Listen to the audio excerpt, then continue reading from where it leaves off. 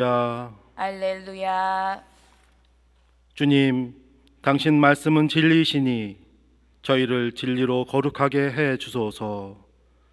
알렐루야. 주님께서 여러분과 함께 또한 사제의 영과 함께 마르코가 전한 거룩한 복음입니다. 주님 영광 받으소서. 그때에 요한이 예수님께 말하였다. 스승님, 어떤 사람이 스승님의 이름으로 마귀를 쫓아내는 것을 저희가 보았습니다.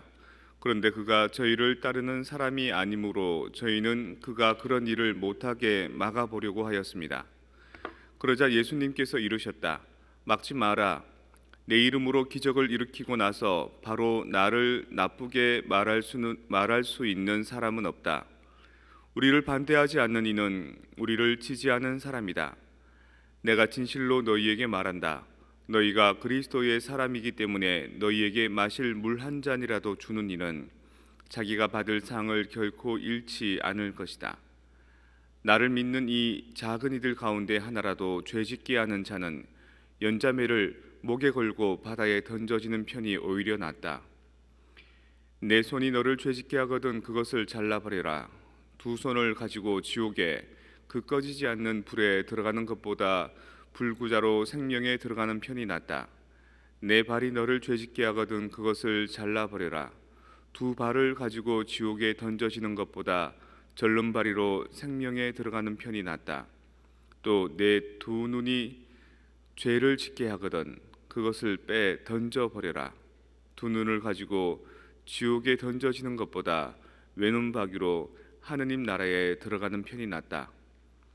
지옥에서는 그들을 파먹는 구더기도 죽지 않고 불도 꺼지지 않는다. 주님의 말씀입니다. 그리스도님 찬미합니다.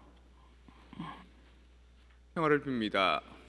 평화를 빕니다. 아침 일어나니까 맑고 창명한 날씨던가요? 오늘 조금 약간 흐리죠. 흐리고 약간 글루미한 분위기, 약간 그런 느낌 납니다. 사람은 환경의 지배를 많이 받습니다. 그래서 가정 환경이 어떤지 이렇게 물어보고요. 또 출생 지역이 어딘지, 또 성장 과정이 어떤지 이렇게 살펴보고 물어보고 그러면 이 이유가 그렇구나라는 것을 좀 짐작할 수 있습니다.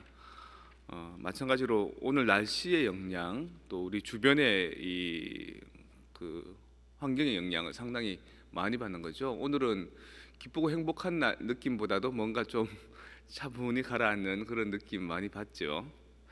그래서 오늘은 좀 날씨가 약간 글루미하구나, 나도 약간 좀 그러네 이러고 이제 성당에 와서 차에 딱 내렸는데 우리 입구에서 그 신자들을 안내하고 인사해 주시는 자매님들이 안녕하세요 그러는데 갑자기 마음이 확 바뀌는 겁니다. 날씨는 우울해도 우리 주변 사람들이 밝게 맞아주시고 사랑해주시고 인사해주시니까 마음이 또 이렇게 바뀌는 거예요. 오늘 복음 말씀도 좀 그랬으면 좋겠는데 예수님께서 아주 진지하게 얘기를 하시다가 한 9장 42절쯤 가서 갑자기 태도가 확 바뀝니다. 내 이름으로 마귀를 쫓는 사람들 막지 마라. 너희들이 나를 믿는 사람이기 때문에 물 한 잔이라도 주면은 감사하고 그 사람은 상을 받을 것이다. 이러다가 갑자기 나를 믿는 이 사람들한테 죄짓게 한 사람들은 목에 맷돌을 달고 죽는 게 낫다. 이런 얘기하다가 죄를 지으면 손을 잘라라. 눈이 죄를 지으면 눈을 파내라. 이런 갑자기 흉한 소리로 막 바뀌는 겁니다. 왜 이렇게 무드가 괜찮았다가 갑자기 화내는 어조로 바뀔까를 생각해 보니까 마르코 복음은 그 가장 초기에 쓰여진 복음 중에 하나거든요. 뭔가 편집하거나 전승되었을 때 중간에 합당한 납득할 만한 이유가 있는 대목이 빠진 것 같습니다. 제 짐작에. 그리고 그 앞에 예수님이 화를 낼 만한 죄 짓는 것에 대해서 경계할 만한 그런 어떤 상황 정황이 소개되어야 되는데 그것이 그냥 건너뛰어져서 그런 느낌이 드는 겁니다. 가정에서 아이들이 제일 힘들어할 때가 언제냐면 엄마가 막 화를 낼 때가 아니고 엄마가 막 잘해줄 때가 아니고 갑자기 어떨 때는 화냈다가 갑자기 어떨 때는 잘해줬다가 근데 이유가 있으면은 아이들도 납득을 하는데 이유 없이 갑자기 엄마의 그 성격이나 엄마의 감정이 확 바뀌면 아이들이 성장 과정에서 받는 그 스트레스나 아이들 성장에 있어서 상당히 악영향을 준다 그럽니다. 오늘 우리가 예수님의 말씀을 들으려고 여기 모여 있는데 예수님의 복을 말씀을 들으려고 이렇게 들으니까 어떻습니까? 이 엄마처럼 감정 기복이 심한 엄마처럼 좋은 말 해주다가 갑자기 손목을 잘라버려라, 눈을 파내어 버려라 막 이러니까 여러분 듣지 마십시오. 오늘 예수님 뭐라 그래도 안 들려 그러면서 듣지 마십시오. 스킵하십시오. 그런데 그래도 우리가 오늘 미사에 왔는데 뭘 좀 얻어가야 되지 않겠습니까? 그럴 때는 뭘 얻어가면 좋으냐면 교회에서 가르쳐주고 있는 가장 일반적이고 상식적이면서도 모든 사람에게 널리 통용될 수 있는 가르침을 하나 마음에 담아두고 가면 됩니다. 그게 무엇이냐? 여러분들이 미사 전에 영상을 보았던 십자가에 대한 가치입니다. 성호경 한번 그어볼까요? 성부와 성자와 할 때에 이 성부와 성자는 하느님과 나를 이어주는 관계라 그럽니다.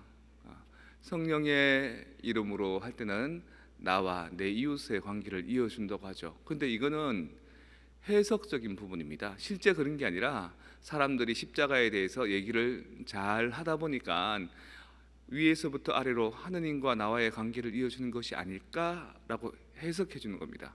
그리고 이 왼쪽 어깨에서 오른쪽 어깨로는 우리 사이에 사람들 사이에 이 평등한 관계를 사랑의 관계를 얘기하는 게 아닐까라고 해석하는 거죠. 근데 해석보다 더 중요한 게 뭐냐면 그 본질의 의도입니다. 본질의 의도는 뭐냐면 성부와 성자와 성령의 이름으로 아멘 할 때 우리가 무엇을 부릅니까? 성부, 성자, 성령 삼위일체 하느님을 부르죠. 그러니까 우리는 이 성호경을 끓을 때마다 성부, 성자, 성령이 삼위일체이시다라는 신비를 기도하는 겁니다. 신앙 고백하는 겁니다. 하느님 당신은 성부와 성자와 성령 삼위일체이십니다. 이 가치는 한 400년 이전에는 없었던 가치입니다. 나중에 우리 교회에서 생겨나 있는 믿을 교리로 정해진 거죠. 그러니까 되게 중요한 겁니다. 그래서 잊지 말라고 늘 성부와 성자와 성령의 이름으로 아멘 하고 기도하는 거죠. 또 한 가지 신비가 더 있는데 그 신비는 뭘까요? 십자가입니다. 십자가. 그 옛날에는 사형 틀이었던 그 십자가가 예수님께서 죽으시고 희생되신 다음에는 우리를 구원해 주시는 구원의 십자가가 된 겁니다. 우리가 힘들 때마다 어려울 때마다 나를 구원해 줄 수 있는 상징이 되는 겁니다. 그래서 축사할 수 있는 나쁜 것을 물리칠 수 있는 그리고 나를 축복할 수 있는 나 스스로에 대한 내 몸에 대한 축복이 되는 그러니까 두 가지 큰 의미가 이 성호경에는 있는데 삼위일체 신비에 대해서 우리가 묵상하는 것이고 두 번째는 예수님께서 우리를 위해 십자가에 못 박혀 죽으시고 희생하시고 그래서 구원해 주신다라는 구원 강생 구속의 신비 두 가지가 있는 겁니다. 우리는 아무 때나 때도 시도 때도 없이 그냥 성호를 긋지만 이 성호도 그것을 음미하고 그 성호경 안에 들어있는 가치들을 잘 담아둔다면 내가 삼위일체신 하느님을 지금 섬기는 기도이다 이것이 그리고 나를 축복하고 또 어떤 죄의 상황에서부터 나를 지킬 수 있는 그런 하는 나 자신에 대한 축복이다라는 것을 여러분 깨달으실 수 있는 겁니다. 그래서 복음 말씀은 이게 무슨 뜻일까 저게 무슨 뜻일까 틀림없이 좋은 의도가 있겠지만 내 귀로는 내 마음으로는 알아듣기가 참 힘들구나. 언제 그러면 나중에 때가 되면 이것이 밝혀질 때까지 기다리시면 됩니다. 마음속에 곰곰이 생각하고 성모님처럼 이게 무슨 뜻일까 지금은 알아듣지 못하지만 저는 주님의 종입니다. 그래서 나중에 이것이 밝혀질 때까지 저는 그대로 받아들입니다 라고 오늘 복음 말씀은 스킵 그렇게 하고 오늘은 중요한 십자가의 가치에 대해서 성호경의 가치에 대해서 여러분 가지고 가시면 좋겠습니다.